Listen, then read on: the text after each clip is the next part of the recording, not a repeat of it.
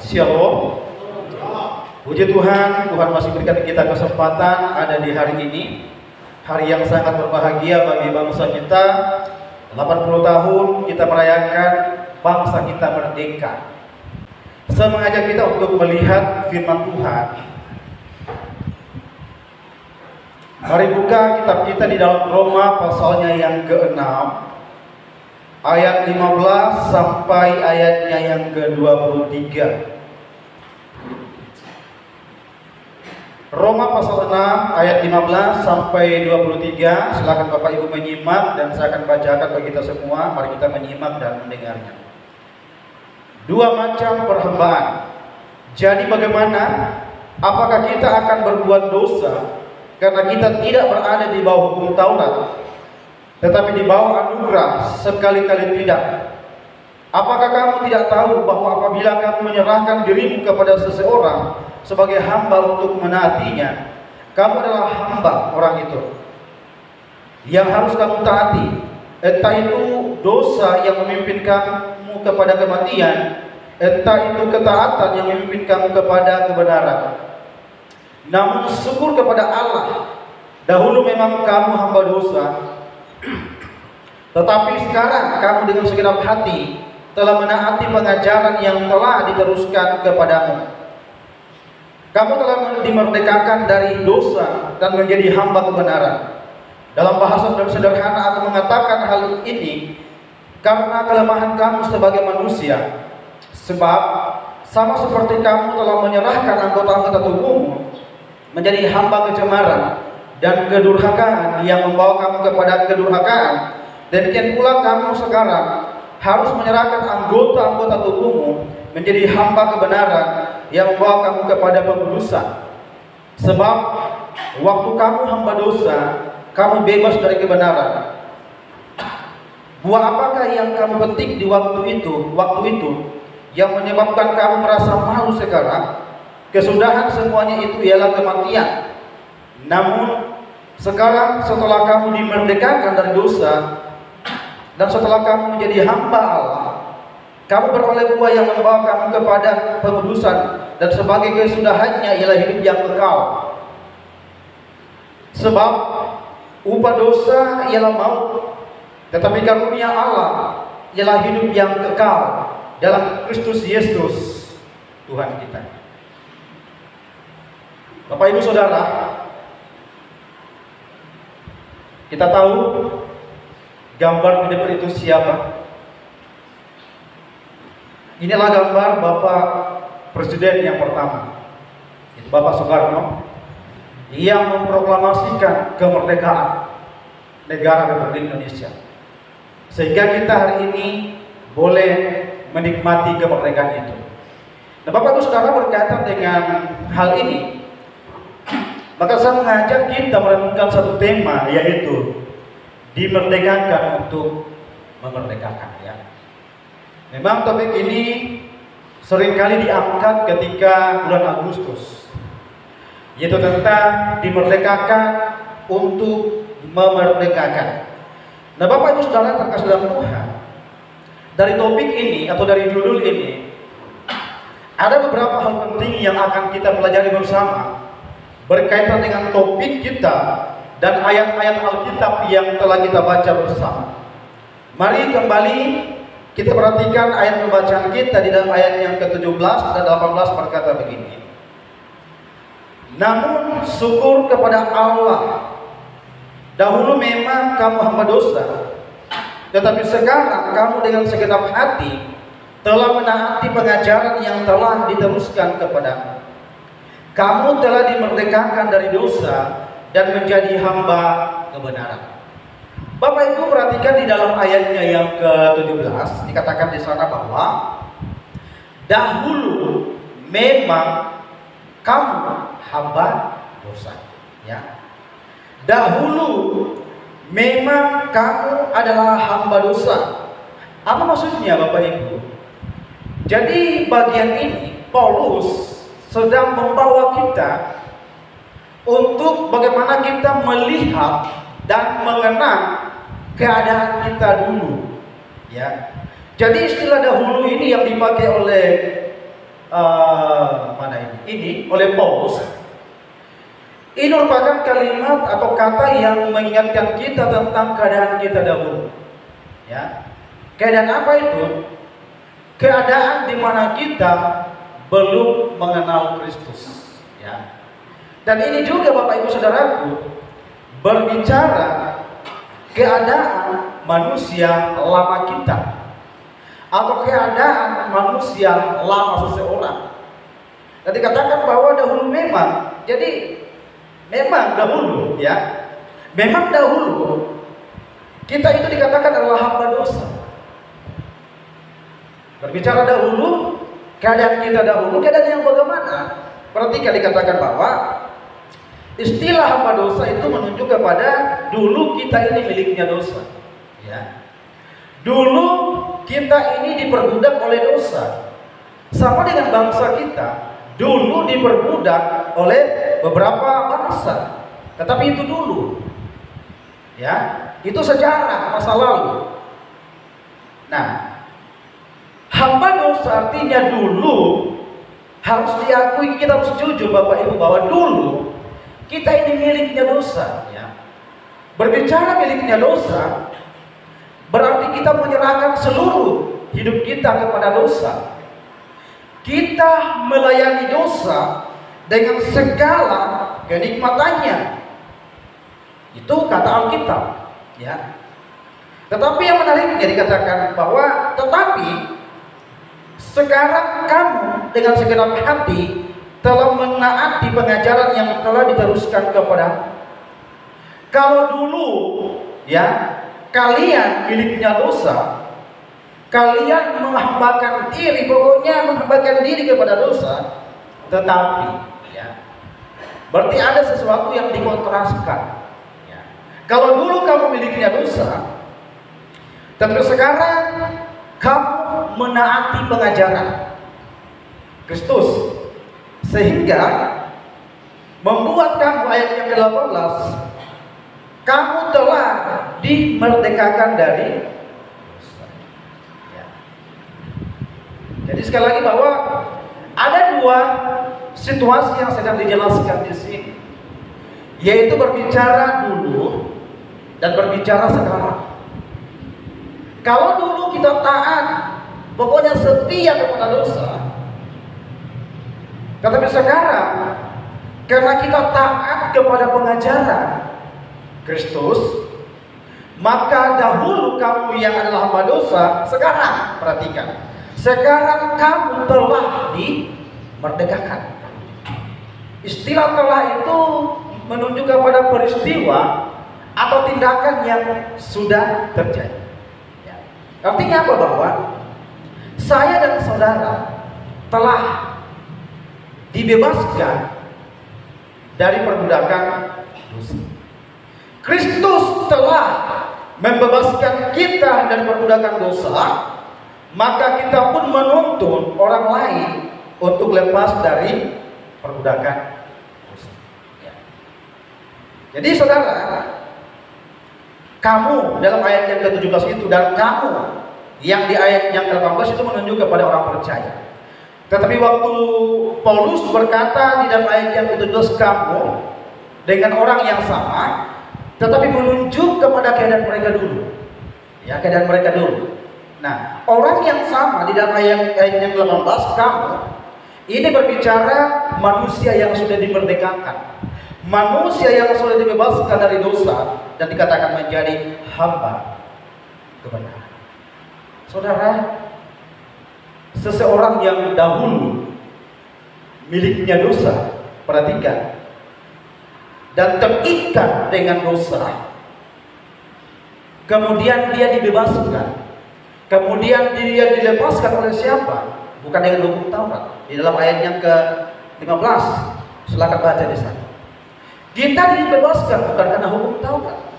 Melalui hukum Tauratlah kita tahu bahwa ini berdosa, ini salah. Tetapi hukum Taurat tidak bisa memerdekakan kita. Kalau hukum Taurat bisa memerdekakan kita, membebaskan kita dari dosa, maka tidak ada lagi pengorbanan yang seterusnya yang dilakukan oleh orang-orang di zaman itu. Tetapi buktinya Bapak Ibu Saudaraku bahwa hukum Taurat merupakan cermin bagi kita sampai kepada datangnya Kristus. Nah Bapak Ibu yang terkasih dalam Tuhan,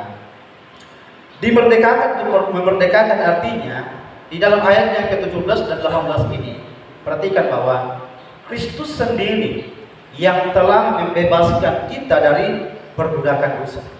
Ya, sehingga dengan demikian kita pun akan menuntut orang lain untuk bebas dari dosa. Terikat dengan masa lalu Bapak Ibu itu tidak baik. Ya. Terikat dengan kuasa kegelapan, kuasa dosa itu tidak baik. Kenapa? Karena kita tidak bisa hidup di dalam kebenaran Allah. Orang yang terus-menerus terikat di dalam dosa, maka dia tidak akan mampu untuk menerima setiap pengajaran yang ada. Kenapa? Karena hatinya tertutup oleh kuasa kegelapan. Tetapi yang menariknya di sini adalah Kristus sendiri yang telah membebaskan saya dan Bapak Ibu Saudaraku, sehingga yang dulunya kita ini manusia yang berdosa. Ya, perhatikan, kita semua adalah manusia yang berdosa tanpa terkecuali, tetapi oleh anugerahnya, perhatikan, kita dibebaskan. Bapak Ibu, dari catatan sejarah, katakan di situ ada 6 negara atau bangsa yang pernah menjajah bangsa kita. Dan salah satu negara yang paling lama, mudah-mudahan saya tidak salah, yaitu Belanda ya. Betul ya? Semoga saya tidak salah, nanti Bapak Ibu bisa luruskan. Dan Bapak Ibu Saudara, kita bisa bayangkan keadaan nenek moyang kita dulu waktu mereka ditindas oleh bangsa lain. Mereka tidak bisa berbuat apa-apa. Yang mereka lakukan adalah mereka tunduk kepada kekuasaan bangsa yang menjajahnya. Apapun itu harus tunduk pada otoritas bangsa yang menjajah. Orang yang hidup di dalam dosa, dia itu tunduk kepada otoritas kuasa dosa itu, sehingga dia menghambakan dirinya sepenuhnya kepada dosa itu. Tetapi yang luar biasa adalah ketika orang tersebut mau merespon anugerah Allah. Yang luar biasa adalah ketika mereka mau merespon anugerah Allah. Ketika proklamasi dibacakan, semua orang mendengar, karena waktu itu ada RRI ya. Orang mendengarkan bahwa Indonesia merdeka, maka mereka mengalami sukacita yang luar biasa. Waktu saya dibebaskan oleh Allah dari kehidupan saya yang lama, itu sesuatu yang sangat membuat saya bersyukur kepada Tuhan. Kenapa? Karena oleh anugerahnya saya dapat diselamatkan. Bapak Ibu, tidak mudah untuk bisa keluar dari ikatan dosa. Karena kadang-kala ikatan dosa itu memberikan janji yang manis. Di depan manis, bagus. Tapi pada akhirnya Bapak Ibu Saudara bisa membahayakan. Orang mungkin yang dari awal mungkin hanya coba-coba main judi, ya. Lama kelamaan ketagihan, apa yang terjadi? Semua habis terjual. Saudara, menurut ada 4 kebebasan menurut Franklin D. Roosevelt, ya nanti diluruskan saja. Ada 4 kebebasan. Yang pertama, kebebasan berbicara. Kemudian kebebasan beribadah. Yang ketiga, kebebasan dari kemiskinan. Kemudian yang keempat, kebebasan dari ketakutan. Ini 4 kebebasan menurut Franklin.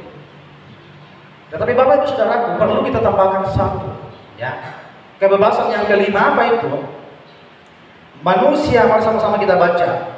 Manusia perlu bebas dari dirinya sendiri dan tirani sifat dosa yang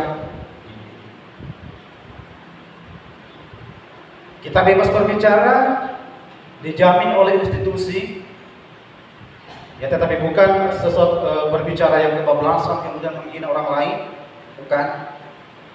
Kebebasan beribadah, meskipun kadangkala agama minoritas dipersekusi. Lalu ada kebebasan dari kemiskinan, setiap orang berhak untuk kaya, tetapi dia suka rajin bekerja. Kemudian bebas dari ketakutan, tetapi ada yang begitu penting juga di antara keempat ini, yaitu membebaskan diri dari belenggu. Dan itu tidak mudah, Bapak Ibu Saudara. Ya, itu tidak mudah. Tidak mudah bagi seseorang untuk meninggalkan masa lalu yang begitu nikmat. Tidak mudah bagi seseorang untuk meninggalkan kebiasaan-kebiasaan yang buruk. Tapi perhatikan Bapak Ibu Saudara, bahwa kita tidak akan bisa mengalami anugerah Allah. Kita tidak akan bisa mengalami keselamatan atau dibebaskan dari dosa kalau kita tidak taat kepada kebenaran. Ingat, Kristus telah membebaskan kita dari perbudakan dosa. Maka yang kita lakukan adalah kita harus pergi untuk menuntun orang lain untuk juga bebas dari dosa. Bagaimana caranya? Satu-satunya cara hanyalah datang kepada Kristus. Amin. Satu-satunya cara adalah datang kepada Kristus. Dan sifat-sifat dosa itu banyak, Bapak Ibu Saudara. Bisa berbicara kepahitan, amarah, kejahatan moral, kejahatan yang dilakukan dan yang tidak dilakukan. Kejahatan yang dilakukan bisa membunuh, mencuri dan lain sebagainya. Tetapi ada kejahatan yang tidak dilakukan tetapi dipikirkan. Apa itu? Di hati. Membenci orang lain, ya, merencanakan sesuatu yang jahat bagi orang lain. Nah, ini adalah tindakan-tindakan yang dilakukan oleh manusia lama kita, harus diakui, ya. Ini manusia lama, tetapi berbeda sekarang dengan manusia yang telah dimerdekakan, di mana dia hidup dalam ketaatan kepada Allah. Itu yang pertama, Bapak Ibu. Kemudian mari kita melihat di dalam ayatnya yang ke-19 bagian C. Mari sama-sama kita baca 1, 2, 3. Demikian pula kamu sekarang harus menyerahkan anggota-anggota tubuhmu menjadi hamba kebenaran yang membawa kamu kepada kekudusan. Perhatikan Bapak Ibu, bahwa ayat yang ke-19 bagian C ini itu dikontraskan dengan 19b ayat yang kalimat sebelumnya. Dikatakan dalam ayat yang ke-19 bagian A, bagian B, sebab sama seperti kamu telah menyerahkan anggota-anggota tubuhmu menjadi hamba kecemaran dan kedurhakaan yang membawa kamu kepada kedurhakaan. Ya. Jadi dalam ayat yang ke-19 bagian B kita bisa melihat bahwa hamba dosa di sana itu mereka menyerahkan anggota-anggota tubuh mereka menjadi hamba kecemaran, hamba kedurhakaan. Sehingga tidak heran Bapak Ibu, kalau kita melihat ada begitu banyak orang yang suka membangkang, ada begitu banyak orang yang suka membantah, bahkan ada orang yang tidak mau menerima pengajaran, bahkan ada orang yang tidak mau menerima didikan, tidak mau menerima nasihat. Kenapa? Karena dikatakan bahwa mereka masih hamba dosa, di mana seluruh anggota tubuh mereka itu mereka serahkan menjadi hamba kecemaran dan kedurhakaan. Sehingga katakan tadi, jangan heran kalau ada orang yang suka membantah, ada orang yang suka marah-marah terus, karena mereka menyerahkan diri mereka kepada hamba dosa. Berbeda dalam ayat yang ke 19C kalimat selanjutnya, hamba kebenaran di sana itu berbicara seseorang yang menyerahkan anggota-anggota tubuh mereka menjadi hamba kebenaran yang membawa mereka kepada pengudusan.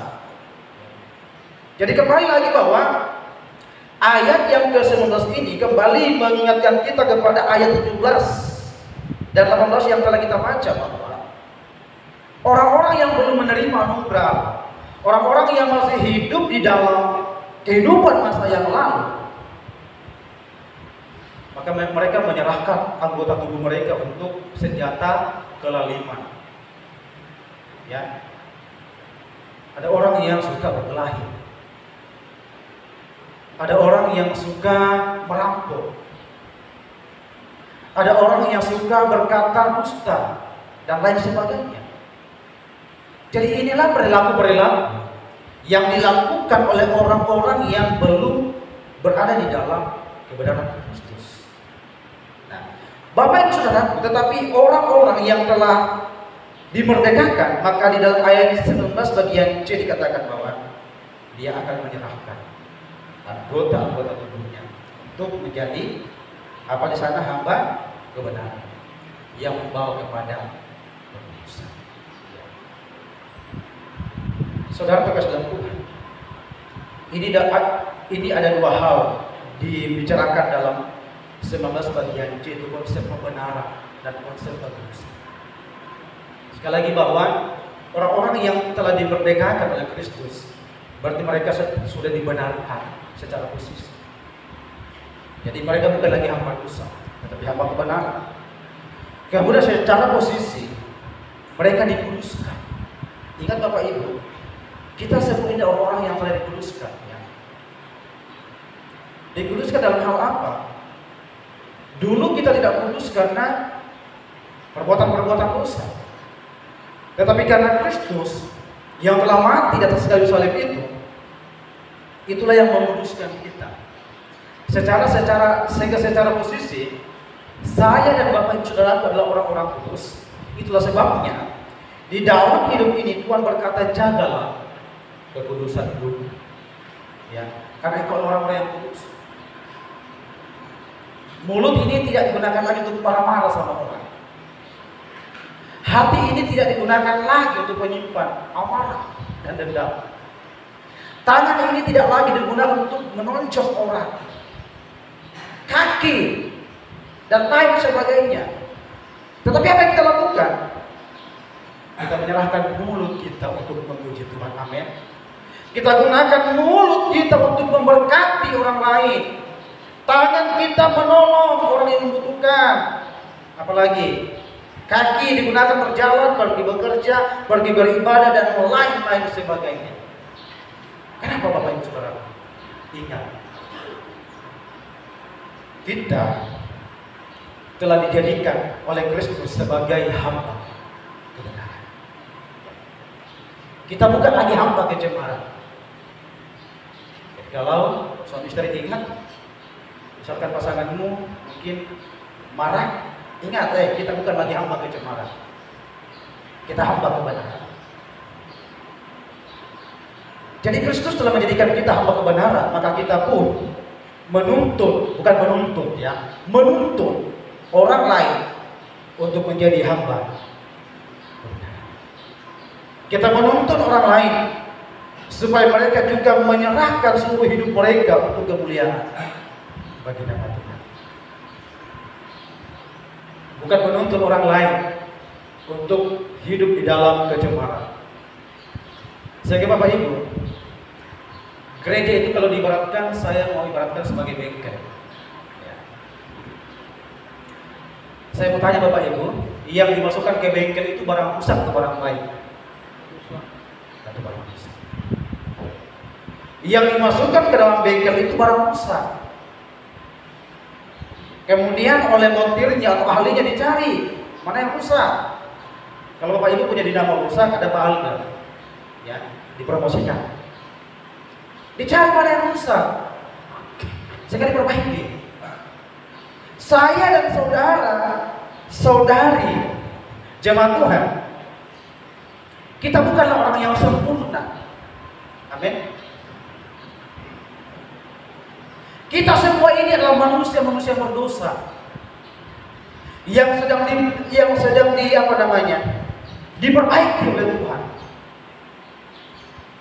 Manusia-manusia berdosa tetap bersyukur kita sudah menerima anugerah keselamatan. Tetapi kadang-kala Bapak Ibu, ada begitu banyak di antara kita anak-anak Tuhan yang kadang-kala kita koslet ya. Jadi mesti dibawa ke bengkel lagi.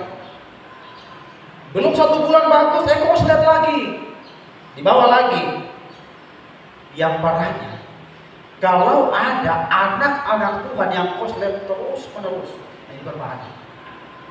Gereja adalah tempat di mana kita dibentuk untuk menjadi apa? Untuk menjadi hamba kebenaran. Gereja adalah tempat orang yang dulunya berdosa, tetapi ketika dia ditebus oleh Kristus, hidupnya menjadi hamba kebenaran, dikuduskan. Ingat, kita semua yang ada di ruangan ini, kita datang di sini karena kita mau diservis dalam tanda petik oleh Tuhan. Amin. Kenapa Bapak Ibu? Saya katakan tadi, masih ada di antara kita anak-anak Tuhan yang kadang-kala koslet. Ya. Nah itu yang harus diperbaiki. Supaya kenapa? Supaya kosletnya itu tidak mengganggu bagian-bagian yang lain. Kalau ada satu orang koslet di dalam rumah, harus diperbaiki. Supaya kenapa? Yang lain tidak ikut koslet. Makanya jangan dikompori, tetapi harus diperbaiki. Nah itulah yang Tuhan lakukan di dalam kehidupan kita. Tuhan tidak mau makhluk atau manusia ciptaannya itu berlama-lama rusak. Tetapi apa yang Tuhan lakukan? Dia berinisiatif datang, mengorbankan dirinya dan Kristus Yesus untuk membenarkan setiap saya dan Bapak Saudara yang berdosa. Saya juga ada manusia yang berdosa. Semua kita manusia yang berdosa. Tetapi apa yang kita butuhkan? Yang kita butuhkan hanya satu, anugerah Allah. Sehingga orang yang sudah menerima anugerah Allah, maka perhatikan, dia akan hidup di dalam kebenaran. Karena Kristus telah membenarkan dia, maka dia pun akan menuntut orang lain hidup di dalam kebenaran. Hidup di dalam kebenaran itu bertolak belakang dengan hidup di dalam dosa. Hidup di dalam kebenaran artinya kita melakukan segala sesuatu yang Tuhan perintahkan, sehingga hidup kita bisa berdampak baik bagi orang lain. Kemudian Bapak Ibu yang terakhir, mari kita lihat di dalam ayatnya yang ke-22b sampai 23. Mari sama-sama kita baca 1, 2, 3. Kamu beroleh buah yang membawa kamu kepada pengudusan, dan sebagai kesudahannya ialah hidup yang kekal. Sebab upah dosa ialah maut, tetapi karunia Allah ialah hidup yang kekal dalam Kristus Yesus Tuhan. Perhatikan, orang-orang yang telah diangkat, dibebaskan dari dosa oleh Kristus, kemudian mereka dibenarkan di dalam Kristus, maka orang yang telah dibenarkan itu ada hasilnya. Apa hasilnya? Ayat yang ke-22 bagian dikatakan kamu beroleh buah. Ya. Artinya berbicara buah-buah roh. Artinya ada sesuatu yang dihasilkan. Begini, dulu saya ini manusia berdosa, ya. Dan karena anugerah saya menjadi manusia yang dibenarkan. Nah, posisi saya sekarang menjadi manusia yang dibenarkan itu sangat mustahil kalau buah-buah yang saya hasilkan sampai hari ini masih buah-buah manusia yang lama. Bisa dimengerti ya? Itu sangat mustahil bagi saya, Bapak. Saya sudah berada dalam posisi dibenarkan oleh Allah. Lalu dalam hidup saya buah yang saya hasilkan buah yang masih berbicara manusia yang lama. Harusnya buah yang kita hasilkan itu menunjukkan keberadaan kita sebagai orang-orang yang telah dibenarkan, dan buah yang kita hasilkan adalah buah-buah roh. Ya. Buah-buah roh. Dan buah-buah roh itu Bapak Ibu Saudara dikatakan membawa kamu kepada pengudusan, dan sebagai kesudahannya ialah hidup yang kekal. Itu saya katakan bahwa buah-buah roh yang kita hasilkan itu akan membuat kita terus menjaga kekudusan hidup kita di hadapan Tuhan. Nah, apa yang kita dapat pelajari dari poin yang ketiga ini Bapak Ibu? Perhatikan bahwa di dalam ayat yang ke-22 bagian B kalimat terakhir dikatakan dan kesudahannya, dan sebagai kesudahannya ialah hidup yang kekal. Dan ayat yang ke-23 terakhir, tetapi karunia Allah ialah hidup yang kekal dalam Kristus Yesus. Ini ya, orang yang telah dimerdekakan oleh Kristus. Hal yang begitu penting juga adalah Kristus telah membawa kita kepada hidup yang kekal. Ada prosesnya Bapak Ibu ya. Ketika Kristus membawa kita kepada hidup yang kekal, itu ada proses. Prosesnya adalah, dulu Alkitab mengatakan kita adalah manusia yang paling malang, manusia yang hilang terjauh dari hadapan Allah karena segala dosa dan pelanggaran kita. Dan dikatakan dalam ayat yang ke-23, perhatikan, sebab upah dosa ialah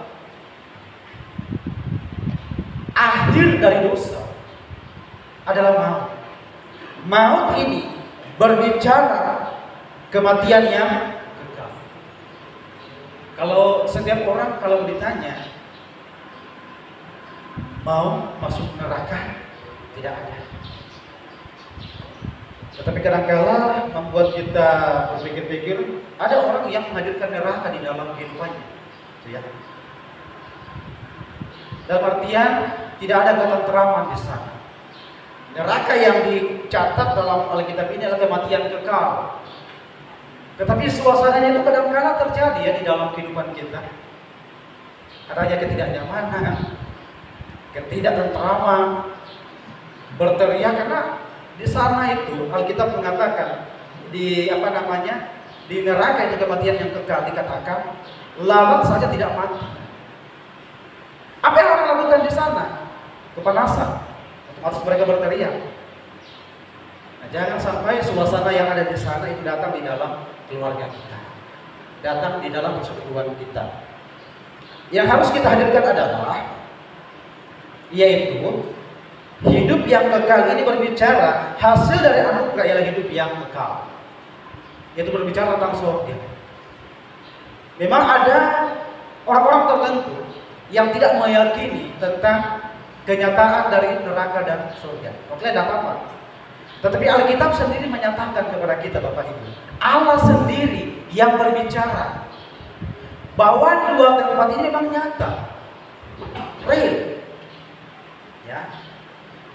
Siapa yang akan masuk ke dalam kematian kekal? Perhatikan, mereka yang selama hidup menolak Kristus. Masih ada di antara jemaat Tuhan hari ini yang menolak Kristus? Sudah dikasih tahu.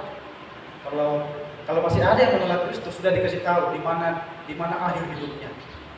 Saya sedang tidak menakut-nakuti, tapi Alkitab sendiri yang mengatakan hidup kekal itu adalah hasil dari anugerah, di mana hidup kekal itu akan dimiliki oleh setiap orang yang selama dia hidup di dunia ini, dia beriman setia kepada Kristus. Dia menerima Yesus sebagai satu-satunya Tuhan dan Juru Selamat di dalam kehidupannya. Ya. Karena kita berkata bahwa tetapi karunia Allah ialah hidup yang kekal dalam Kristus Yesus. Ayat 23 ada dua tempat yang sedang dibicarakan, yang dikontraskan, di mana dikatakan bahwa maut itu adalah tempat bagi mereka yang menolak Kristus. Surga kekal atau hidup yang kekal adalah tempat di mana adalah tempat bagi mereka yang menerima Kristus. Kenapa seperti itu? Karena Kristus sendiri yang datang dari sana itu menyatakan kepada saya dan Bapak Ibu Saudaraku, meskipun banyak atau ada semboyan atau istilah berkata bahwa banyak jalan menuju Roma, tidak apa-apa. Dan ini kadang-kala dikaitkan dengan keselamatan. Yang berkata, ada banyak jalan menuju ke surga. Betulkah demikian? Mari kita lihat ayat ini. Mari sama-sama kita baca 1, 2, 3. Yohanes 14 ayat 6. Kata Yesus kepadanya, Akulah jalan, kebenaran dan hidup. Tidak seorang pun datang kepada Bapa kalau tidak melalui Akulah. Ya. Kenapa Yesus berkata Akulah jalan dan kebenaran dan hidup? Karena dia datang dari sana. Dia datang dari sana. Dia tahu tempat di sana. Kemudian dia sendiri yang menyelamatkan kita, sehingga dikatakan bahwa dia membawa kita ke sana. Bukankah ini sesuatu yang luar biasa Bapak Ibu yang dialami oleh setiap orang yang percaya kepada Tuhan? Yesus tidak berkata selain aku masih ada jalan, selain aku masih ada kebenaran, selain aku masih ada hidup. Perhatikan kalimat selanjutnya. Tidak seorang pun. Ini kalimat pengecualian. Tidak seorang pun datang kepada Bapa. Artinya bahwa tidak ada satupun manusia di muka bumi ini yang bisa menikmati hidup yang kekal kalau tidak melalui aku. Maka pertanyaannya adalah, masih adakah di antara Bapak Ibu yang ragu tentang Kristus? Momen kemerdekaan negara Indonesia membawa kita untuk kembali mengingat peristiwa rohani yang telah Kristus kerjakan dalam hidup kita. Dia pernah datang ke dalam bumi. Bahkan kedatangannya itu telah dinubuatkan. Dan kelak nanti kita mengatakan dia pun akan datang kembali. Untuk apa? Membawa setiap orang yang percaya. Yang tidak percaya, tidak. Dan ayat yang familiar juga Bapak Ibu, Petrus berkata, nah ini adalah gambaran. Bukan ini tadi ya. Nah, ini adalah gambaran dari kematian kekal itu. Untuk yang lebih jelasnya nanti di sana. Ada yang mau tahu bagaimana kejelasannya? Tapi saya tidak mau Bapak. Nah, ini tadi ayat yang sudah kita baca dan kita baca lagi di dalam Kisah Para Rasul 4 ayat 12. Mari sama-sama kita baca 1, 2, 3. Tidak ada keselamatan di dalam siapapun selain di dalam Dia, sebab di bawah kolong langit ini tidak ada nama lain yang diberikan kepada manusia yang olehnya kita dapat diselamatkan. Masih adakah yang meragukan ayat ini? Di bawah tidak ada keselamatan di dalam siapapun selain di dalam Dia, di bawah kolong langit. Di bawah kolong langit ini berbicara bumi yang sedang kita pijak. Allah berbicara melalui Petrus yang dicatat dalam Kisah Rasul 4 ayat 12, bahwa di bawah bulatan bumi ini, bumi di mana manusia yang berpijak, perhatikan, tidak ada satupun yang dapat menjamin keselamatan selain Kristus sendiri. Markus 8 ayat 36 kita baca sama-sama 1, 2, 3. Apa gunanya seseorang memperoleh seluruh dunia tapi ia gagal? Pilih mana Bapak? Pilih dunia atau pilih Kristus? Pilih dunia, memang banyak kesenangan di dalamnya. Pilih Kristus, apa yang Yesus katakan? Setiap orang yang mau mengikut aku,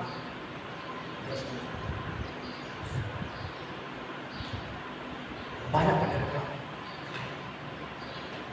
Jadi saudara kalau tidak mau menderita dalam Kristus, berhenti jadi orang mengikut Kristus. Kenapa? Karena banyak sekali penderitaan, penganiayaan yang dialami oleh orang percaya. Berat itu, saudara. Salib itu melambangkan penderitaan yang berat. Tapi ingat, orang yang bertahan sampai kepada kesudahan akan hidup. Jadi hal yang ketiga yang kita pelajari ketika dikatakan dimerdekakan, untuk merdekakan, ingat bahwa Kristus telah membawa kita kepada hidup yang kekal. maka kita pun harus menuntut orang lain untuk memperoleh hidup yang ini yang kita pelajari hari ini. Mari sama-sama kita baca 1, 2, 3. Diberkati untuk, kita ulang karena suara jemaat mungkin ini sudah banyak saya jelas ya. 1, 2, 3. Dimerdekakan untuk, yang pertama jemaat saja baca 1, 2, 3.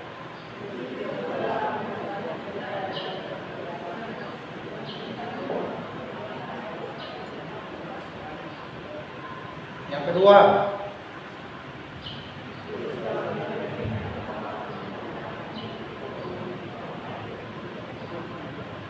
yang ketiga.